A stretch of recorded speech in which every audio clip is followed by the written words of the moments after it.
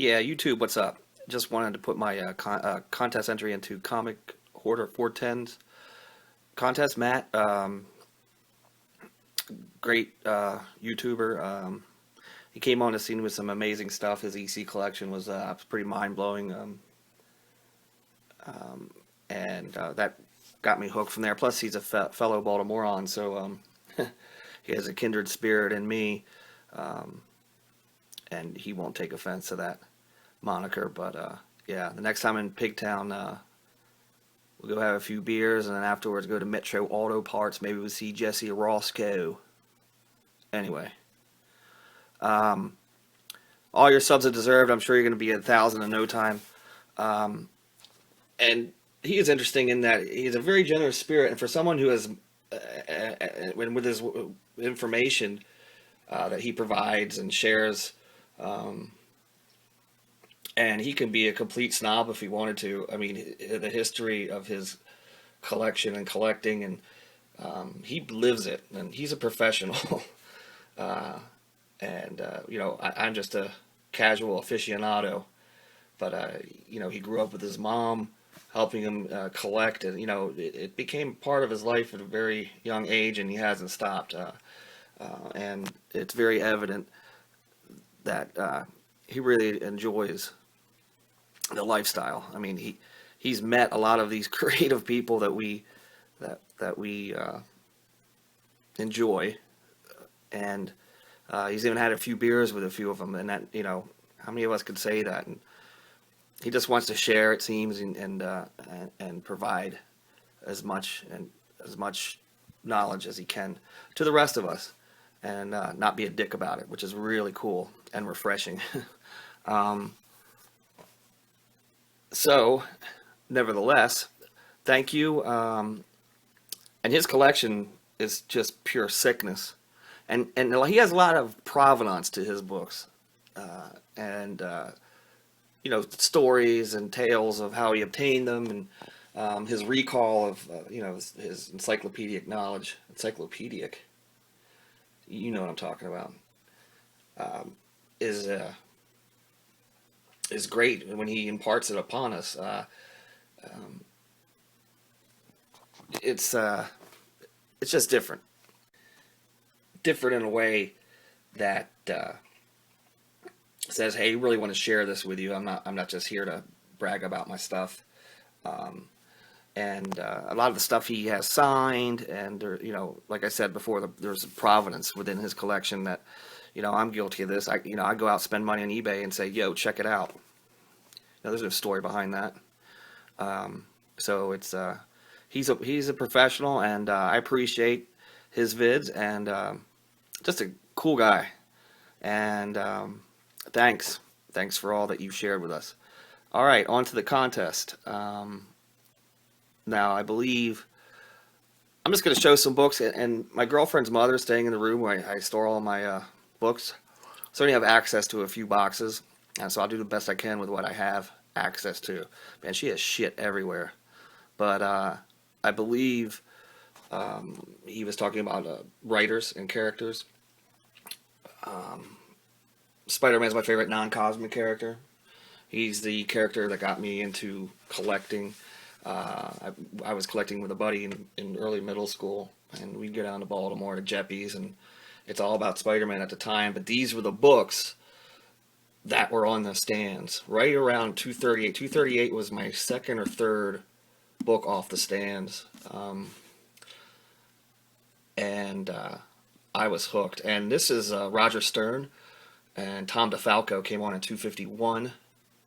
And I'm trying to pull out books that I can showcase all of these things that you were asking, and also that are my favorite covers. Now, 238 is not my favorite cover, but it is really growing on me. It's pretty cool cover, and just the purple vertical lines really set that whole book off. And this is a great book to have, obviously.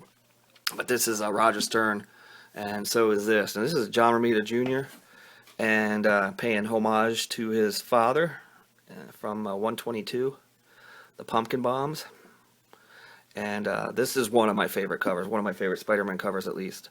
I mean, how do you pick 10 favorite covers? I mean, It's really hard, but I do collect just for covers at times, rather than story arcs. I'm guilty. I love it, and I'll continue to do it. But yeah, you got that shit army green in the background, and this is a prime example of why word balloons fuck up covers. Like if there was a word balloon right here, like forget it, hobby, not today, whatever. It just leave word balloons off of covers, and unfortunately, I guess I don't know if a lot of covers were, in my opinion, ruined by word balloons, but they're not really um, trying to sell to my at the time my demographic, especially in the Bronze Age when you have some great covers just destroyed by word balloons. But yeah, Tom DeFalco, Roger Stern. These were the two writers on my favorite series that I was driving my bike up to a convenience store to pull off of racks, and I couldn't wait for that particular run um, through almost 300. Um, and artists, obviously, another favorite Spidey cover of mine, just the amazing kind of, you can see the emotion, and I love how Ramita's in the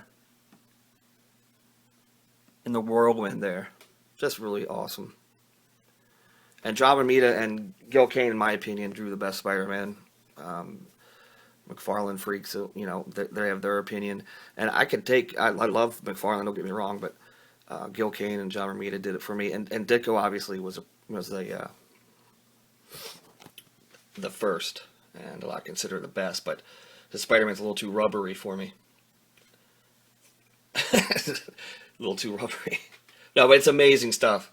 But I think he became fully realized with John Romita and Gil Kane. I think it's a similar type of characterization of Spidey. And here is 252. Any type of cover.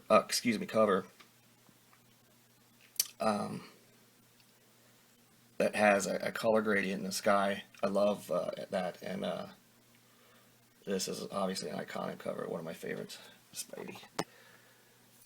And a modern cover I like is this 700 Marcos Martin variant, and it kind of reminds me of any cover with snow in it. It's pretty cool.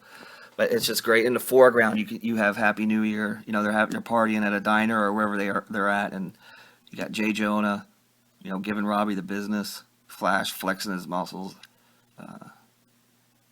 Aunt May wondering what the hell's going on. Where is he? Harry and Mary Jane, and you kind of pan up, and you can almost it's awesome. Just they're in the background doing their thing.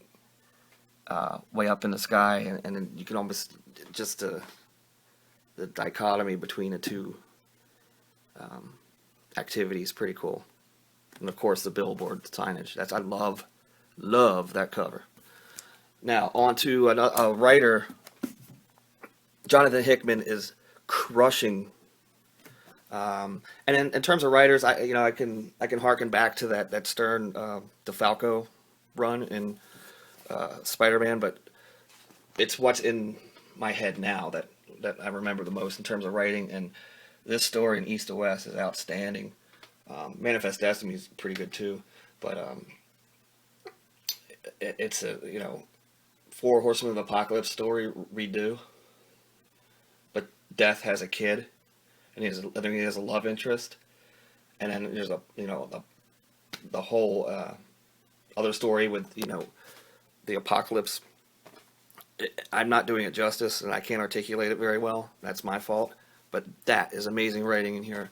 And obviously Brian K. Vaughan, also one of my favorite writers. Let's see here. Man, I thought I had these. But anyway, favorite covers. We're on to some favorite covers. This is Hawk 105, excuse me. Marie Severin, who I guess could be considered a Kirby clone at this time. Very Kirby-esque type of rendition of the Hulk.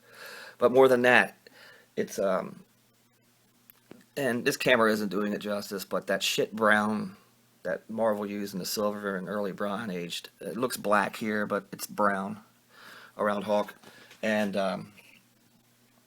just a complimentary, famous purple and green color palette they used on the Hulk at this time.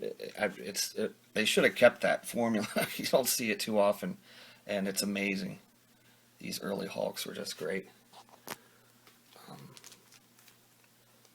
Another cover, I picked this up recently, and it's a Grandinetti wash tone.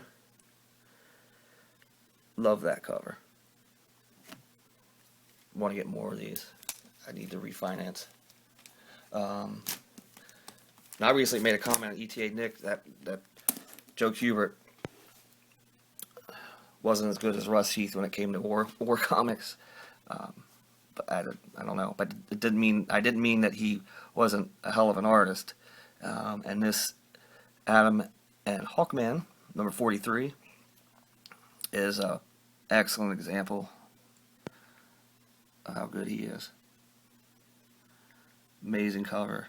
Just to have the guts to use that army shit green in the entire background and set off by that awesome red first appearance of Gentleman Ghost. That's just a great cover. Another favorite artist of mine. I talked about favorite artist on one of my favorite covers. This is probably my favorite picture frame cover, and when I get enough, I'm going to do a picture frame video because I love them. I think they're great, and just to have a lime green picture frame with Morbius over top of Spider-Man there, and you could tell that's Kane with the hero kind of beaten down. Good stuff. Because I didn't have access to everything, I couldn't pull out any detectives, but here's Neil Adams. It's a picture frame and Neil Adams on a Marvel, and a lot of people have been showing this off lately, but that is just one of the best covers. Another of my favorite artists is Jim Starlin, and when I was collecting when I was younger,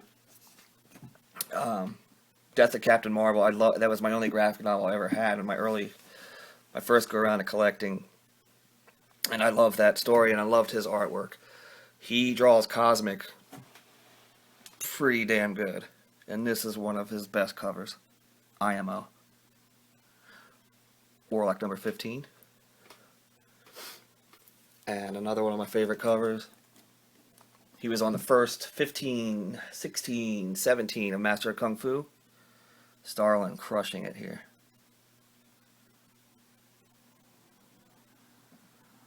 I need to get more of those. Back to Gil Kane and John Romita teaming up on this cover, Werewolf by Night. The Earth in the background. And this book just screams Bronze Age as far as I'm concerned.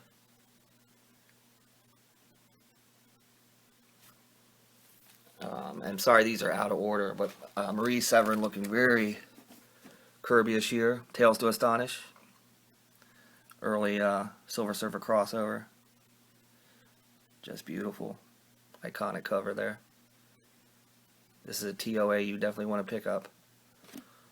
And speaking of Kirby, sorry to bounce around all over the damn place, but one of my favorite characters as well, anything cosmic, and the majority of my favorite characters are all villains. And you know, like I said, I forget in a previous video that, you know, I grew up Roman Catholic, fearing the devil and hell and all that stuff, and anything omnipotent.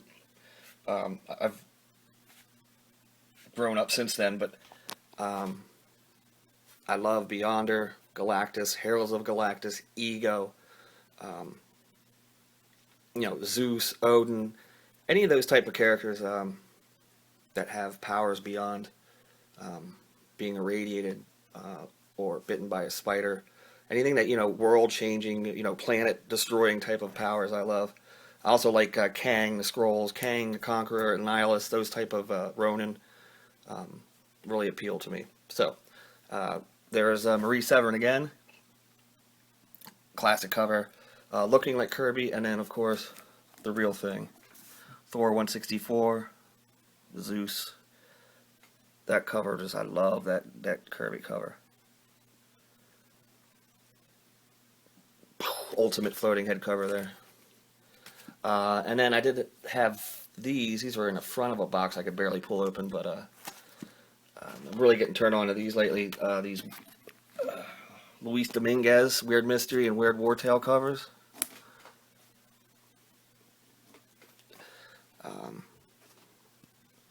These are covers get better as you pull away from the closer you get, because it's just really cool line work. But the color palette they used in these mid-70s mystery and war books, just far out, man. Good stuff. Good stuff. And then another one. If I'm using too many books, I apologize. I wasn't paying attention when I pulled them out. There's only a few more left, so I won't bore you guys anymore. But Avengers 90, another type of sunset cover, or color gradation or gradient. Again, how much better would this cover be if there weren't any word balloons? And Sal Buscema, his style got really angular later when he was on Peter Parker. In the late 80s. This is from 71, so there's a lot of time in between, but his style changed radically. But that's a beautiful cover. Got to put my boy Herb of the Trimp P. Great picture frame. I just love the composition of that picture frame cover, and it's a black picture frame.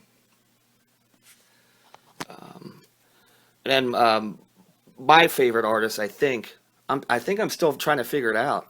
I can't tell you who my favorite is, but all I can say is my current favorite is Bernie Wrightson.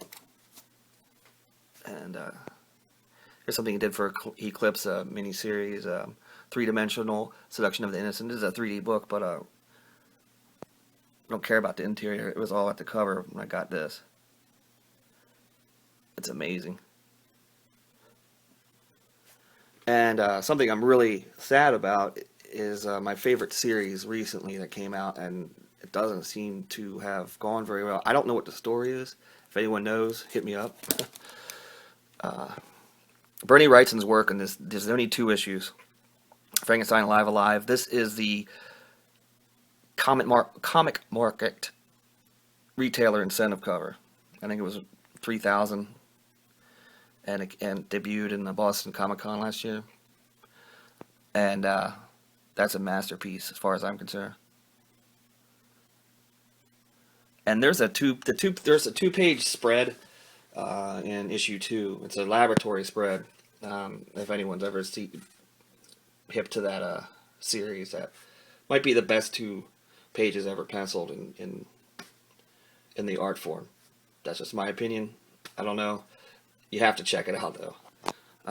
And last but not least, my favorite cover of all time that I own still remains Tales to Astonish 98. Atkins and Sam Rosen did this, Dan Atkins. And Werner Roth did the interiors, which is like this team was a weird one for this particular series. Gene Colan did a lot of it, Ditko. And Kirby. But this is a unique collaboration on this particular book, and it's a monochromatic blue cover. Namor's underground universe is being destroyed while he's knocked out and amongst the wreckage, and amazing. So once again, thanks for the videos you're putting out. Thanks for the knowledge that you impart upon us, and it's a pleasure to watch your videos.